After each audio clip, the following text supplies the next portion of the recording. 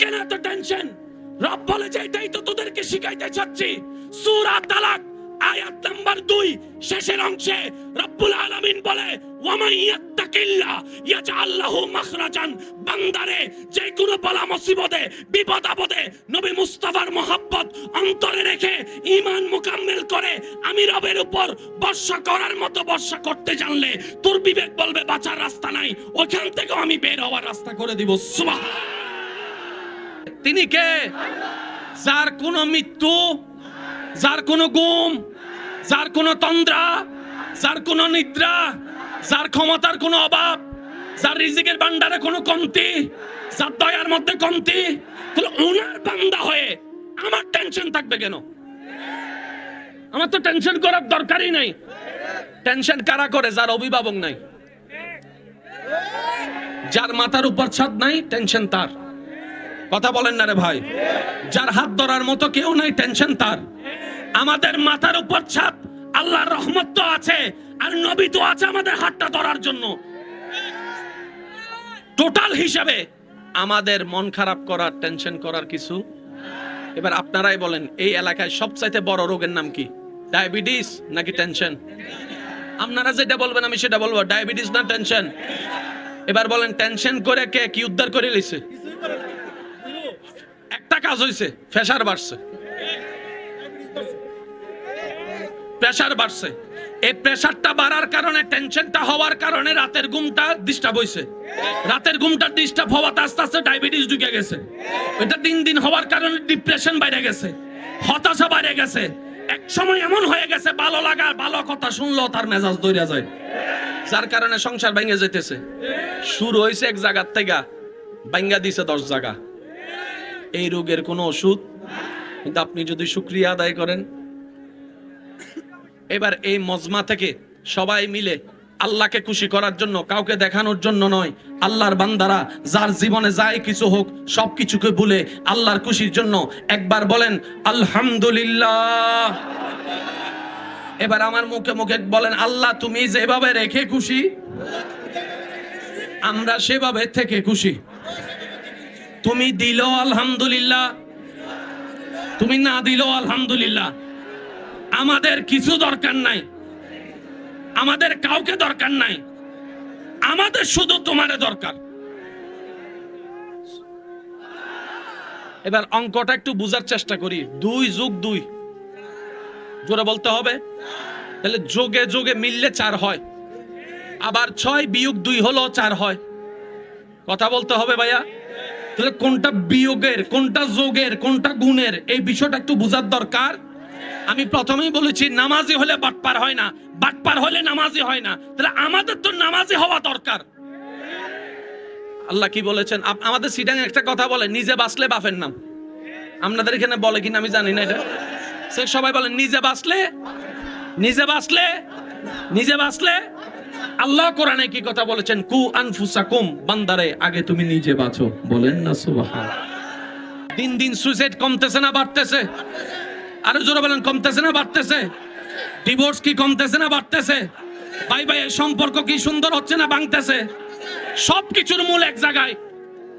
আমরা যত আল্লাহ থেকে দূরে সরে যাচ্ছি, আমরা নিজের পায়ে নিজেরাই। জোরে জোরে বলেন, নিজের পায়ে নিজে কি মারতেছে? আর কোরআন মালার ইচ্ছা আছে? এবার বলেন, আমরা বাঁচার ইচ্ছা আছে না নাই? সুন্দরভাবে বাঁচার ইচ্ছা? তাহলে ইসলাম ছাড়া দ্বিতীয় কোনো উপায় নেই। এবার কোরআন কি বলছেন দেখেন, লা ইন শাকারতুম লা আযীদান্নাকুম। বান্দা 1 কেজি পেয়ে যদি তুমি শুকরিয়া করো, 2 কেজির বাড়াই দেওয়ার দায়িত্ব আমি আল্লাহ নিজেই নিয়ে নিলাম। এই একটা শিক্ষা মনে থাকবে ইনশাআল্লাহ। দ্বিতীয় নম্বর একটা শিক্ষা মনে রাখার চেষ্টা করবেন, বেশি বেশি ইস্তেগফার পড়বেন। বেশি বেশি কি পড়বেন ভাইয়া? আমার মুখে মুখে বলেন আস্তাগফিরুল্লাহ, আরো জোরে বলেন আস্তাগফিরুল্লাহ, আস্তাগফিরুল্লাহ। বাস অন্তত এতটুকু হলে পড়ার চেষ্টা করবেন।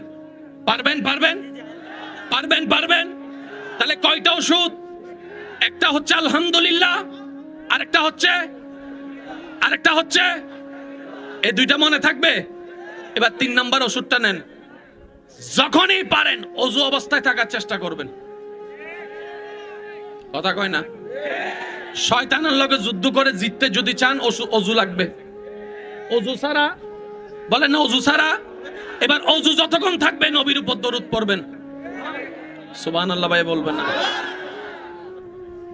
ভাইয়া?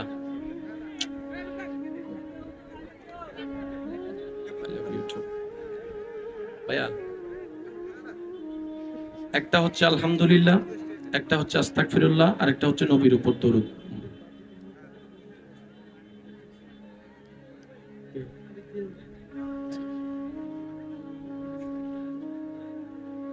আলহামদুলিল্লাহ, আস্তাগফিরুল্লাহ, আর একটা হচ্ছে দরুদ শরীফ। পারবেন ইনশাআল্লাহ? পারবেন ইনশাআল্লাহ? এবার যে কথাটা আমি আপনাদের সামনে রাখার চেষ্টা করব, আশা করি আমাকে যে কয়েকজন ভালোবাসেন আপনারা কথাটা একটু ধরে নেওয়ার চেষ্টা করবেন। হাসরের ময়দানে আল্লাহ তাআলা আমাদেরকে নামাজের পরীক্ষায় হয়তো মাফ করে দিবেন। গুনাহ কখন হয়? গুনাহ হলে জাহান্নাম। গুনাহ কখন হয়? আল্লাহকে নারাজ করার নামই গুনাহ। আল্লাহকে নারাজ করার নামই, ভাইয়া জোরে বলেন, আল্লাহকে নারাজ করার নামই। একটা হচ্ছে আমরা ডাইরেক্ট আল্লাহকে কষ্ট দিলাম, নামাজ পড়ি নাই, আল্লাহ পড়তে বলেছেন, আমরা পড়ি নাই, এটা আমাদের একটা গুনাহ। আর একটা গুনাহ হচ্ছে কিরকম জানেন?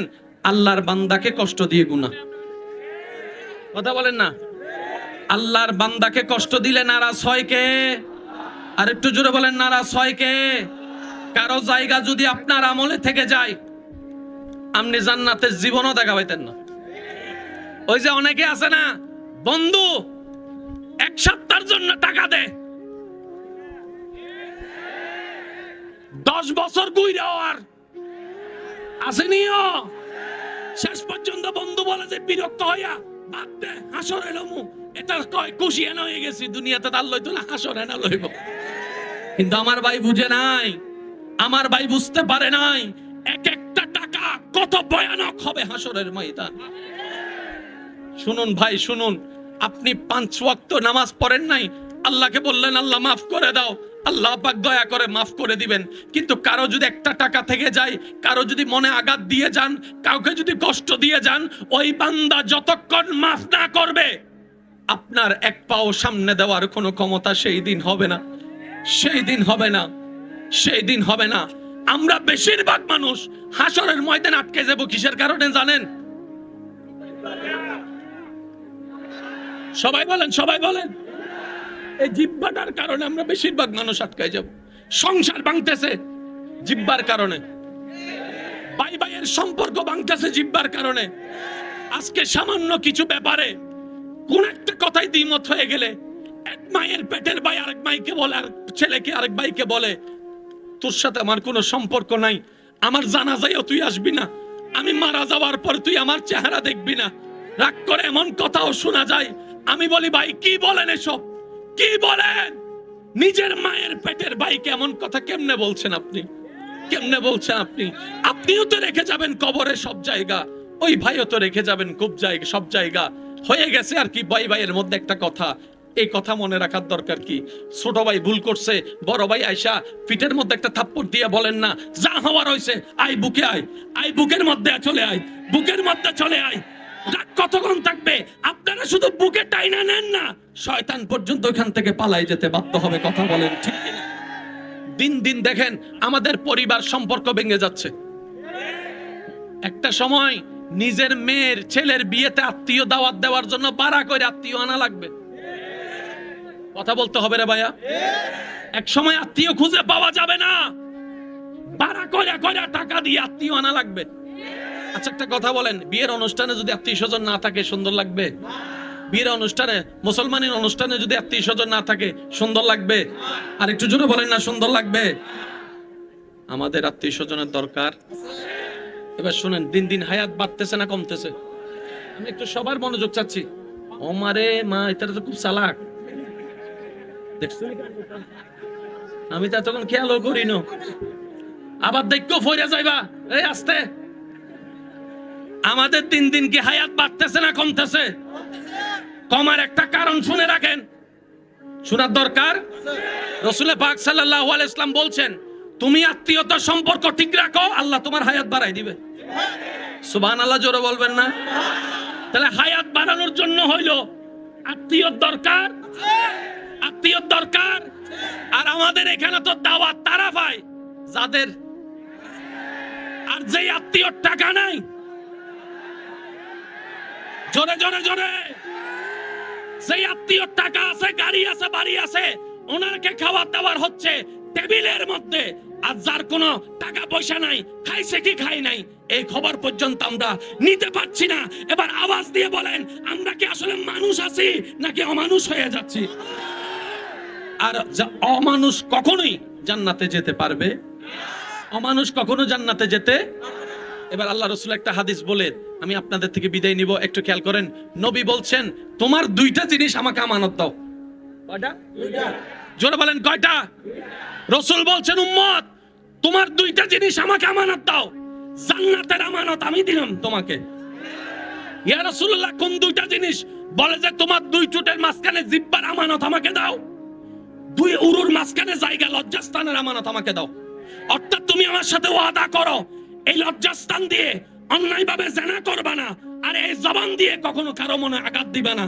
এই দুইটা যদি ঠিক রাখো, জান্নাতের গ্যারান্টি আমি নবী মুস্তাফা তোমাকে দান করে দিলাম। বলেন সুবহান, আরো জোরে বলেন সুবহানাল্লাহ। এবার আপনাদের বিচারে বলেন, আমরা হাসরের ময়দানে জাহান্নামে যাওয়ার অন্যতম কারণ কি? সবাই সবাই সবাই সবাই সেজন্য বলে যে বোবা মানুষের, কথা কেন বোবা মানুষের। রাসূল বলছেন, আক্কিফুল লিসান, উম্মত এটার একটু কমাই ফেলো। রাগ আসলেই চাইতো না, কারণ রাগ এটা শয়তানের, এটা মুমিন বান্দার রাগ হতে পারে না। কথা বলেন ঠিক কিনা? আর আপনি যদি ক্ষমতার কথা বলেন, এই পৃথিবীতে জমিনের উপরে আসমানের নিচে আল্লাহ তাআলা আমাদের নবীকে যে ক্ষমতা দিয়েছেন, এর মতো ক্ষমতাবান আর আছে কে? যিনি আঙ্গুল তুললেই আসমানের চাঁদ দুইটা টুকরো হয়ে যায়। সুবহানাল্লাহর আওয়াজ কিন্তু হয় না, আরো জোরে বলতে হবে। যিনি আঙ্গুল তুললে আসমানের চাঁদ দুই টুকরো হয়ে যায়, যিনি আল্লাহর কাছে ফরিয়াদ করলে ডুবন্ত সূর্য আবার উঠে যায়, যাকে সালাম দেওয়ার জন্য গাছ চলে আসতো, পাথর চলে আসতো, তিনি আমাদের রহমাতুল লিল আলামিন, যার কদম ছিল জমিনের মধ্যে, হাত বাড়াই দিলে হাত চলে যেত জান্নাতের বাগানের মধ্যে। ওই নবীর মতো ক্ষমতা আর কারো? জোরে বলেন না ভাইয়া, কারো? আমরা সেই নবীর উম্মত। আরেকটু আওয়াজ দিয়ে বলেন না, আমরা সেই নবীর উম্মত। মক্কার মধ্যে বছরের পর বছর আঘাতের শিকার হয়েছে আমাদের নবী। খাবার বন্ধ করে দিয়েছে, রাস্তা বন্ধ করে দিয়েছে। মদিনা পাকে আল্লাহর হুকুমে হিজরত করলেন, ওইখান থেকে আবার সাহাবাদেরকে নিয়ে যখন আসলেন, মক্কার অত্যাচারী কাফেররা পালাই যেতে লাগলো জান বাঁচানোর জন্য।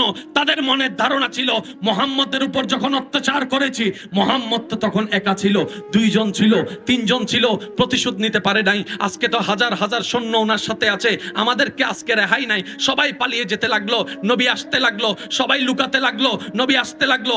আস্তে আস্তে নবী কাবা শরীফের মধ্যে এসে অ্যানাউন্স করলো, আমাকে হামলাকারীরা কোথায়, আমার খাওয়ার কষ্ট দেনেওয়ালা কোথায়, আমার রাস্তা বন্ধ করনেওয়ালা কোথায়, আমাকে গালি দেনেওয়ালা কোথায় আছো তোমরা? দেখো আজকে মুহাম্মদ বুক ফুলাই তোমাদের সামনে আসছে। আমি মুস্তাফা প্রতিশোধ নিতে আসি নাই, অ্যানাউন্স করে দিলাম, যারাই আমাকে কষ্ট দিয়েছো সবাইকে আমি মাফ করে দিয়েছি। সুবহানাল্লাহ।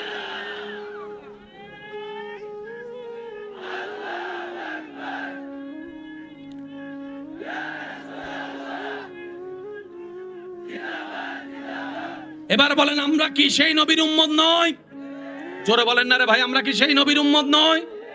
আমাদের নবী মাফ করতে পারে কি পারে না? করছে কি করে নাই? এবার নবীর উম্মত হিসাবে আমারও উচিত আমার ভাইকে মাফ করে দেওয়া। আপনারা বলেন ঠিক কিনা? বন্ধুকে মাফ করে দেওয়া, বউকে মাফ করে দেওয়া, স্বামীকে মাফ করে দেওয়া, চাচাকে মাফ করে দেওয়া, জেঠাকে মাফ করে দেওয়া। এবার আপনি বলবেন, তারা যে অন্যায় করেছে তাহলে সেটার হিসাব কি হবে? শুনে রাখুন, আপনার কাজ মাফ করা, বিচার যা করার আল্লাহ করবে।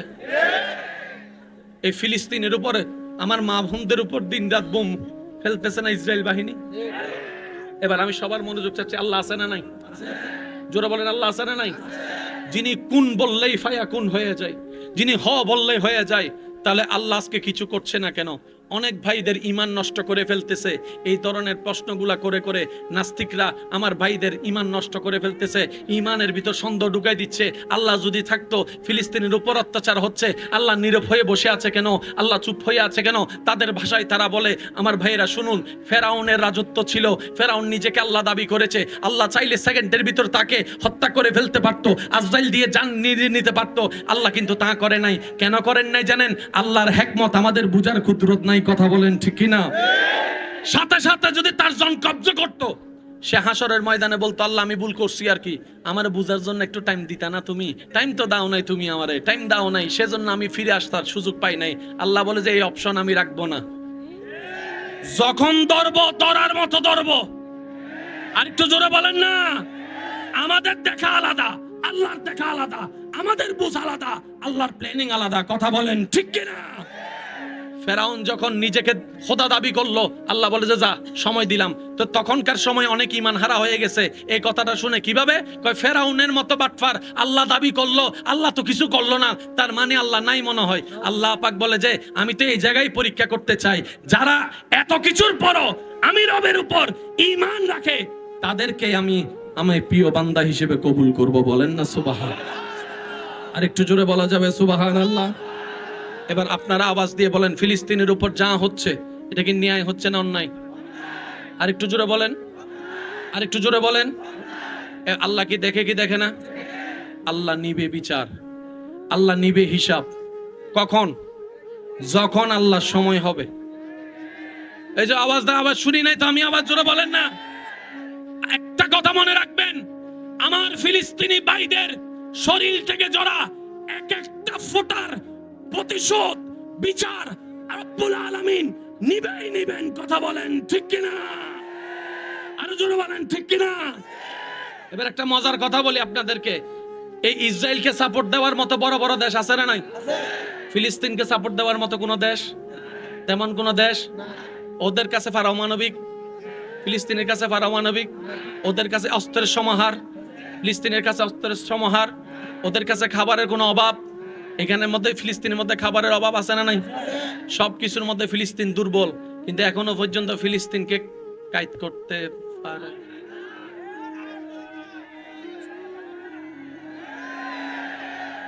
আশা করি আপনারা একটু বুঝবেন, এই যুদ্ধ 2 দিনের নয়, বছরের পর বছর চলতেছে, কিন্তু এখনো পর্যন্ত ফিলিস্তিনিরা কায়েদ করতে পারে নাই। তার মানে ভিতরে কিছু একটা, ভিতরে কিছু একটা। আর একটু জোরে বলেন, ভিতরে কিছু একটা, ভিতরে কিছু একটা। এই ফিলিস্তিনের ওপর অত্যাচার ইমাম মেহেদীর আসার আগম বার্তা দিচ্ছে। রাজত্ব আসবে একদিন সারা বিশ্বে, ইসলামের পতাকা উড্ডয়ন হবে হবে। কথা বলেন ঠিক কিনা? আল্লাহ আমাদের সবাইকে ধৈর্য নিয়ে চলার তৌফিক দান করুক। আর একটু জোরে বলেন না। মাথা উঁচু করে ঈমান নিয়ে বেঁচে থাকার আল্লাহ তৌফিক দান করুক। ঈমানদার ভাইয়েরা, আমাদের এগুলো ঈমানি পরীক্ষা চলতেছে। কথা বলেন, কথা বলেন। যাই হোক, এতটুকু মনে রাখবেন, আল্লাহ আল্লাহর টাইমে। আপনি এখন 1000 বার চাইলেও বৃষ্টি আসবে না। আবার অনেক সময় দেখবেন পুরা মাহফিল সাজাইছেন, বৃষ্টি চলে আসছে। তো যারা এইটার বিরোধী, কমিটির বিরোধী, তারা মনে মনে খুশি হয়ে যায়, কয় আল্লাহ মনে পছন্দ করে নয়, এই লেগা তুফান দিয়া বৃষ্টি দিয়া উড়াই লাইছে, উড়াই লাইছে, উড়াই লাইছে, হাজার কথা বলে এলাকায় শোনা যায়। আমার ভাইরা তো জানে না, রব যখন খুশি হয় 3টা কাজ করেন। 1 নাম্বার, আল্লাহ বৃষ্টি দান করেন। আল্লাহ যখন খুশি হয় তখন কন্যা সন্তান দান করেন। আল্লাহ যখন খুশি হয় তখন ঘরে মেহমান ফাটায়। আল্লাহর খুশি হওয়ার লক্ষণ কয়টা? বৃষ্টি আসছে মানে আল্লাহ খুশি, মেহমান আসছে মানে আল্লাহ খুশি, ঘরে মেয়ে সন্তান আসছে মানে আল্লাহ খুশি। বড় মজার বিষয় কি জানেন? আল্লাহ খুশি হইলে যে 3টা কাজ করে, এই 3টা কাজে বান্দা নারাজ। রেডি টেডি হইয়া ঘর থেকে বাইরে হইছে, বৃষ্টি আইছে, আর আইবার টাইম পাস না।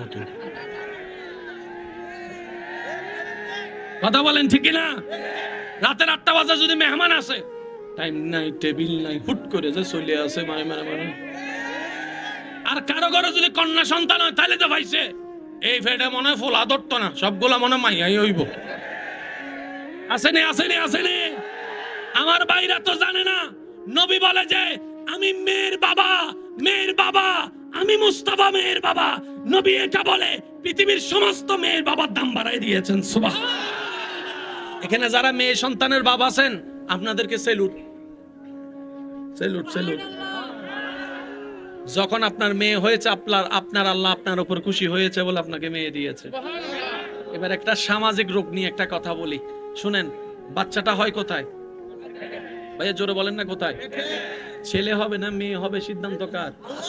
আর একটু জোরে বলেন। আল্লাহর সিদ্ধান্ত। তাইলে এখানে মেয়ের মার কোনো দোষ আছে? 3-4টা মেয়ে হওয়ার পর আমাদের সমাজে অনেক মুরব্বীরা বলে তারে বিয়ার একটা করা। ফোলাই তো না মনে হয়, ফোলাই তো বংশের বাতি, ফোলা ছাড়া কি আর বংশের বাতি জ্বলে?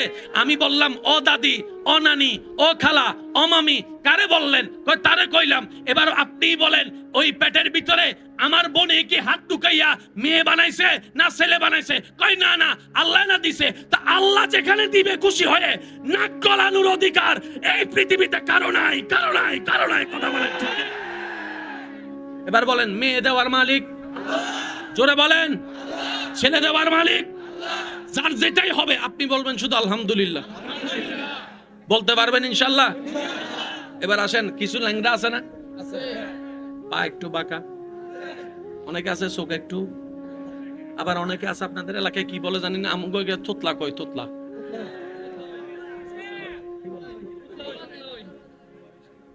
ওই যে যার কথা বলতে, আচ্ছা এই যে তোতলা যারা, তাদেরকে কেউ ঠেসারাইলে, ওই ভেঙ্গা করলে দেখবেন ওই তোতলা মিটাও তার কাছে চলে আসে। দেখছেন এই জিনিসটা? দেখছেন দেখছেন? সে কিন্তু তোতলা নয়, সুস্থ, কিন্তু তোতলারে ব্যঙ্গ করলে আছে না নাই? এবার বলেন, তোতলা দিছে কে? কানা বানাইছে কে? পা ছোট দিছে কে? রং কালো দিছে কে? মোড়া বানাইছে কে? চিকন বানাইছে কে? সবকিছু কে করছেন?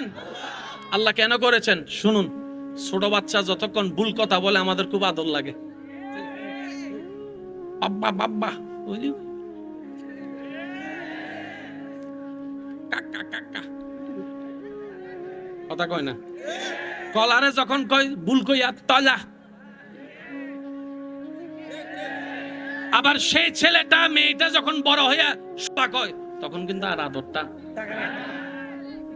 আমাদের ছোট্ট বাচ্চাদের যেরকম ভুল শব্দগুলো আদর লাগে,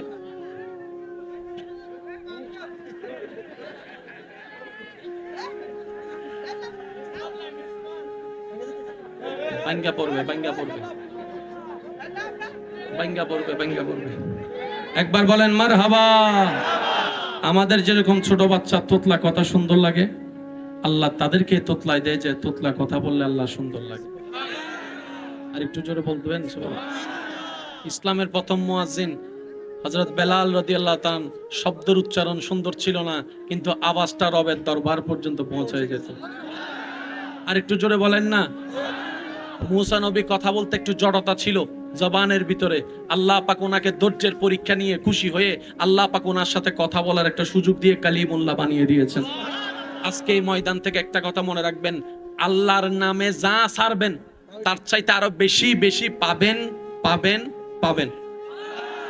10 টাকা থেকে 8 টাকা গেলে লাভ না লস? জোরে বলেন না। 10 টাকা থেকে 8 চলে গেছে, বাকি আছে 2, লাভ না লস? সব জায়গায় লস। বিজ্ঞানের চোখে লস, ইকোনমিক্সের চোখে লস, ব্যবসার চোখে লস। কিন্তু 8টা যদি আল্লাহর নামে যায়, মানজা বিল হাসানাতে ফালাহু আশরু আমসালিহা, রব বলে যে আমার নামে 1 দিবে, সর্বনিম্ন তারে আমি 1-এর বিনিময়ে 10 দিব। সুবহানাল্লাহ। আমি শুনি নাই তো ভাইয়া? সর্বনিম্ন 1-এর বিনিময়ে কত দিব? আর যদি আরো বেশি খুশি হয়, 10টারে আমি 70 বানাই দিব, 70-এর চাইতেও বেশি 700 বানাই দিব, 700-এর চাইতেও বেশি 7000 বানাই দিব। আল্লাহ, আমি আল্লাহ যদি মন চাই খুশি মনে অগণিত করে দিব। বলেন সুবহানাল্লাহ। তার মানে কারো জন্য 1 কেজি খাওয়াইবেন, 10 কেজি আসবেই, আসবেই, আসবে। স্যার সত্যি করে একটা কথা বলেন তো, নিজে খাইলে কি বলে? জোরে বলেন না। মানুষের খাওয়াইলে? আমি সবার আওয়াজ শুনি নাই, তার একটু জোরে বলেন না। নিজে খাইলে পেট ভরে, মানুষেরা খাওয়াইলে মন ভরে। তাহলে যাদের মন ভরার চিন্তা, আজকে থেকে থিওরি এটাই, নিজের জন্য করলে মন ভরতো না, মানুষের জন্য করেন, মন ভরে যাব, সওয়াব ভরে যাব। এবার বলেন, নবী রাসূল নিজে না খাইয়া মানুষেরা খাওয়াইছে কি খাইয়ানি? সাহাবায়ে কেরামও নিজে না খাওয়াইয়া মানুষরে, আল্লাহর ওলিরাও নিজে না খাইয়া মানুষরে। তো সেজন্য আমি আপনাদেরকে একটা কথা বলবো ভাইয়েরা, যাদের মা বেঁচে আছে, বাবা বেঁচে আছে, জান আমার এখন নিয়ে আনেন। আর একটু জোরে বলেন না সুবহানাল্লাহ। মা বাবার দোয়া বলে একটা শব্দ আছে না নাই ভাইয়া? দোয়া জিনিসটা কি জানেন? সংক্ষিপ্ত আকারে এতটুকু বলি, দোয়া জিনিসটা হচ্ছে এরকম, যে রাস্তা পার হতে আপনার 10 বছর লাগবে ম্যানুয়াল গিয়ারে, মা বাবার দোয়া লাগা যাওয়ার সাথে সাথে 10 বছরের রাস্তা 1 বছর হয়ে যাবে। সেজন্য বলেন দোয়ার দরকার আছে না নাই? তো মা বাবার সাথে আমাদের কি কথাই মিলে? বলেন না মিলে, চিন্তায় মিলে। কেন আমরা আশা করব? ওনারা হচ্ছে 1970 সালের মডেল, আর আপনি হইলেন 2023 সালের আইফোন মডেল। তো আইফোনের লগে তো ল্যান্ডফোন মিলতো না, এটা তো আপনাকে একটু কম্প্রোমাইজ করে নিতে হবে। আপনি যদি বলেন যে আমার মা আমারে বুঝেন, আমার বাবা আমারে বুঝেন, ওইতো না, তো ওইতো না। ওনারা হচ্ছেন 70 সালের মডেল, 80 সালের মডেল। ওনাদেরকে ওনাদের মতো বুঝাইতে হবে, কথা বলেন ঠিক কিনা? আর আমরা হচ্ছে 23 সালের মডেল, আমরা সহ্য ক্ষমতা একটু বাড়াইতে হবে, মা বাবার সাথে যেন আমাদের বেয়াদবি না হয়। 1000 বছরের ইবাদত ক্যান্সেল হয়ে যাবে যদি মা বাবা একটু নারাজ হয়ে যায়। 5 ওয়াক্ত নামাজের দরকার। আমার একটা আবদার রাখবেন, আপনারা মন থেকে একটা আবদার করব, রাখবেন। এই যে এই আজকে কি বার? কিছুদিন পরে কি বার? শুক্রবার। মসজিদপুরে কোন কি বারে? আপনাদের এলাকায় মসজিদপুরে যায় কি বারে? জায়গা পর্যন্ত দেওয়া যায় না। মাঝে মধ্যে ইমাম সাহেব কয় আমার একটু জায়গা দেয় না। হুজুর আমনে কেডা? কয় যার পিছনে নামাজ পড়বে আমি হেডা। আচ্ছা তাহলে যান আমনে। আসেনিও জোরে বলেন, আসেনি? আমার একটা আবদার, 5 ওয়াক্তের মধ্যে 1 ওয়াক্ত হলো মসজিদে পড়ার চেষ্টা করবেন। 1 ওয়াক্ত, বেশি বলছি না, 1 ওয়াক্ত হলো মসজিদে পড়ার চেষ্টা করবেন। যদি 1 ওয়াক্ত পড়তে না পারেন, আমার একটা আবদার, যেখানেই মসজিদ পাবেন একটু ঘুরিয়ে দিয়ে আসবেন, একটু ঘুরিয়ে দিয়ে আসবেন, একটু ঘুরিয়ে দিয়ে আসবেন। মসজিদটা দেখে একটু ঘুরিয়ে দিয়ে আসেন।